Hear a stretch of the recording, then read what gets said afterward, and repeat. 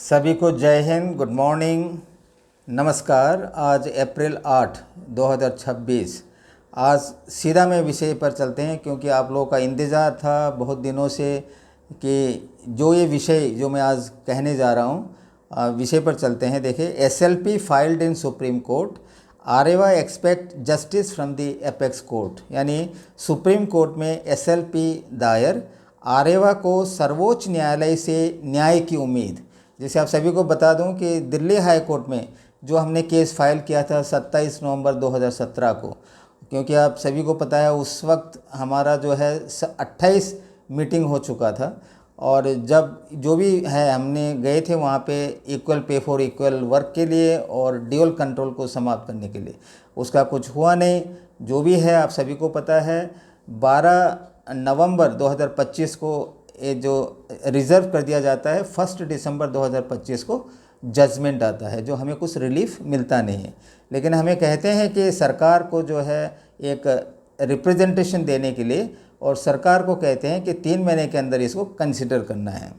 और हम 29 दिसंबर 2025 को एक डिटेल्ड रिप्रेजेंटेशन हम सरकार को देते हैं, ऑनलाइन द्वारा, ईमेल द्वारा और हार्ड कॉपी द्वारा।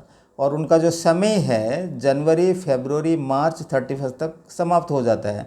आज जो है अप्रैल 8 तारीख है, जो जवाब उन्होंने हमें देना है। इस बीच जो है डीजीआर से हमें एक लेटर भी मिला था कि कोर्ट के कहे अनुसार हम उसको एक्टिव कंसिडर कर रहे हैं और कंपेटेंट अथॉरिटी जो है उसको जवाब दे देंगे करके, लेकिन अभी तक हमें मिला नहीं है।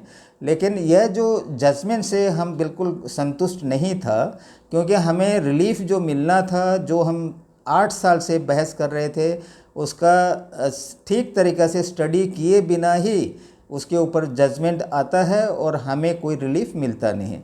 इस पर हमने एक detailed specially petition supreme court में दायर कर चुका है और आने वाले दिनों में लगभग 10 दिन या कुछ है उस पर लिस्ट हो जाता है।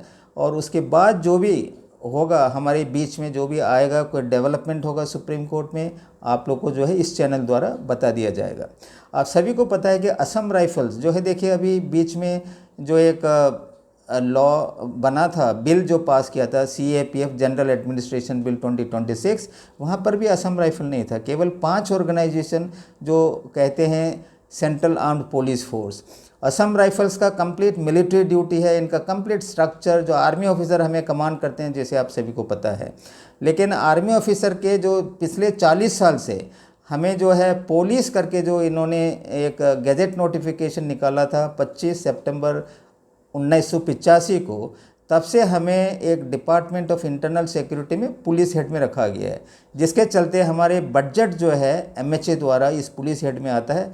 लेकिन हम काम कर रहे हैं इंडियन आर्मी के तहत, जो कि जो प्रिंसिपल है equal pay for equal work, उसके अनुसार जो है हमें 3rd सेंट्रल पे कमीशन तक मिलता था। देखिए जो भी बेनिफिट आर्मी का, ऑनररी रैंक, सब कुछ मिलता था। 4th सेंट्रल पे कमीशन के बाद ही ये डिस्क्रिमिनेशन स्टार्ट होता है। हमारे पास जो है अच्छे अच्छे जो डॉक्यूमेंट थे, इवन जो है department related parliamentary standing committee on home affairs के 2 रिपोर्ट हैं, रिपोर्ट 203 और रिपोर्ट 214, जिसमें यह सरकार को कहा गया था, रिकमेंडेशन दिया था कि इमीडिएटली असम राइफल्स के पर्सनल बिलो ऑफिसर रैंक को, जैसे कि SFF में दिया गया है, इंडियन आर्मी की जो है तनख्वाह, पेंशन वगैरह देने के लिए, जो कि सरकार ने उसको अनदेखा किया है। और दिल्ली हाई कोर्ट में हमारा पूरा बहुत सारा समय बर्बाद हुआ, पैसे का भी खर्च हुआ काफ़ी, और आखिर में जो है हमें कोई जस्टिस मिला नहीं है। और सुप्रीम कोर्ट से हमें काफ़ी उम्मीद है, क्योंकि इंडियन जुडिशरी हमारे जो भी है, जो प्रेयर है और जो गलत जो जजमेंट आया है दिल्ली हाई कोर्ट से, उसको ठीक से स्टडी करेंगे और हमारे पक्ष में एक जजमेंट आएगा ज़रूर। ये आप लोग को इंतज़ार करने की ज़रूरत है, क्योंकि जुडिशियल सिस्टम इंडिया का बहुत स्ट्रॉन्ग है और हम जो है पहली बार नहीं मांग रहे हैं ये जो भी सिस्टम। आप सभी को मैं दोहराना चाहता हूँ, जम्मू कश्मीर मिलिशिया जो कि 1948 में रेज हुआ था, 1972 में बांग्लादेश वार के बाद 1971, उस वक्त के उनके कमांडर ब्रिगेडियर लेखराज पुआर ने खुद रिकमेंडेशन करके उस फौज को इंडियन आर्मी में ले गया था, जो कि हमारी तरह ड्यूल कंट्रोल में था। एमएचए के अंदर एडमिनिस्ट्रेशन और इंडियन आर्मी उनका ऑपरेशन करते थे। वही फोर्स 1976 में उनका नाम चेंज करके जैक लाई, जम्मू कश्मीर लाइट इन्फेंट्री बना दिया जाता है। उसके बाद दूसरा उदाहरण है बॉर्डर रोड ऑर्गेनाइजेशन, जिसको ग्रेफ भी हम कहते हैं। उनका जो है कार्य हेल्प किया था हमारे खंडूरी साहब, मेजर जनरल खंडूरी साहब, जो कि बीजेपी के सदस्य थे। बीजेपी जब सरकार में आया तो उनका department related parliamentary standing committee on defence का चेयरमैन था। देखिए, उनको हम मिले थे दिल्ली में 2-3 बार, हमें भी मदद करने के लिए।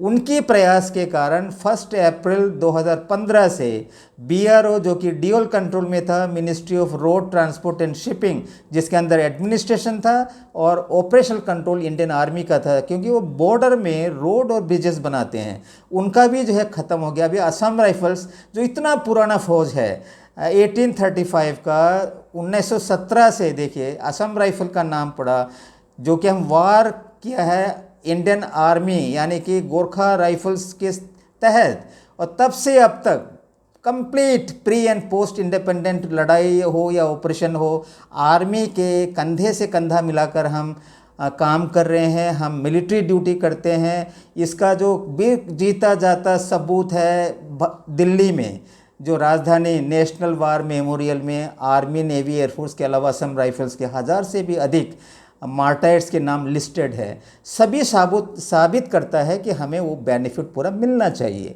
तो यह नहीं मिला है। देखिए, 40 साल से हम प्रयत्न कर रहे हैं, फिर आरेवा का गठन होता है, लेकिन अभी जो है आरेवा को जो है ये लोग ने सही समझा नहीं है।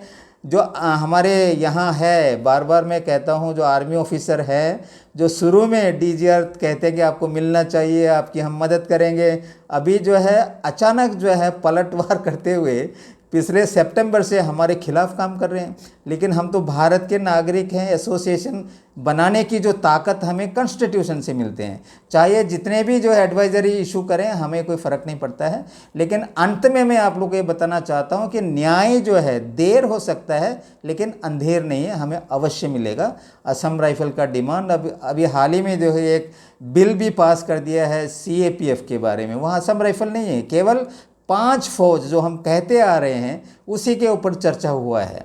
तो इंतज़ार करो मेरे, जो भी इनका डेवलपमेंट होगा सुप्रीम कोर्ट से, जो लिस्टेड होगा, जो भी होगा, मैं आप लोग को इस चैनल द्वारा बताता रहूँगा। आज तक इतना ही, मुझे इजाज़त दीजिए। आप देख रहे हैं मेरा चैनल सत्यमेव जयते और मैं हूँ सूबेदार वीटी नायर। जय हिंद, जय भारत माता, वंदे मातरम। धन्यवाद।